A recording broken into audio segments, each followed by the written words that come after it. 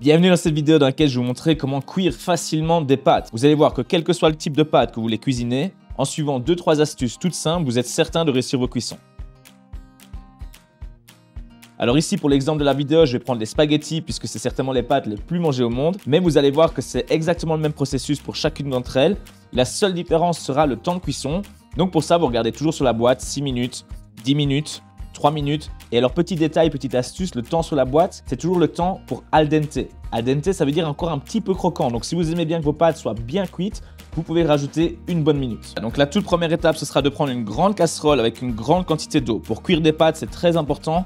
Toujours mettre une grande quantité d'eau, comme ça les pâtes ne vont pas être trop serrées les unes aux autres, elles ne vont pas accrocher dans le fond de la poêle. Bref, c'est la règle numéro 1, grande casserole, grande quantité d'eau. Même si vous voulez faire une petite quantité de pâtes, prenez toujours ce réflexe, grande quantité d'eau. Deuxième astuce, ça va être de directement saler votre eau et vous pouvez saler généreusement. L'intérêt de saler l'eau, eh bien tout simplement, c'est que l'eau va cuire les spaghettis et donc les spaghettis vont pomper cette eau, ce qui veut dire qu'elle va pomper une eau salée. Vous aurez donc directement des pâtes qui sont déjà un petit peu salées, un petit peu assaisonnées. Ça permet de directement faire ressortir le goût de vos pâtes. Maintenant, troisième étape, tout simplement, on va porter notre eau en ébullition. Ne plongez jamais des pâtes dans de l'eau qui n'est pas encore complètement chaude. Donc je mets le feu au maximum.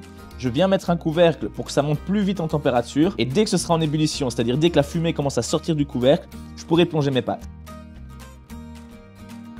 Et voilà, mon eau est en ébullition. Comme vous voyez, la fumée sort par le couvercle, donc on vient retirer le couvercle. On a une belle ébullition, donc si jamais vous avez un doute si l'eau frémit, attendez, il vaut mieux vraiment toujours une belle ébullition avant de plonger vos pâtes. Donc ici, je vais mettre la moitié de la boîte.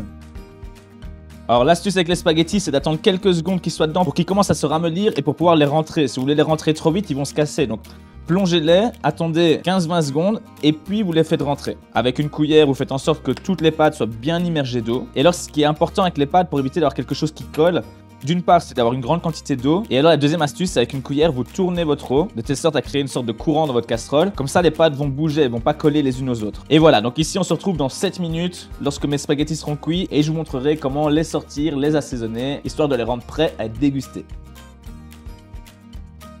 Et voilà, donc mon alarme vient de sonner, ce qui veut dire que mes pâtes sont cuites. Alors une fois que c'est fait, eh bien, je prends un chinois et je vais au-dessus de l'évier passer mes pâtes dedans. Et voilà, donc une fois que mes pâtes ont été chinoisées, que j'ai bien fait sortir tout le jus, eh bien je viens les passer dans mon récipient. Et alors c'est parti pour la dernière étape. À ce stade-ci, si vous avez prévu une sauce à côté, que ce soit une bolognaise, des carbonara, eh bien il n'y a plus qu'à venir la disposer au-dessus, mélanger et servir.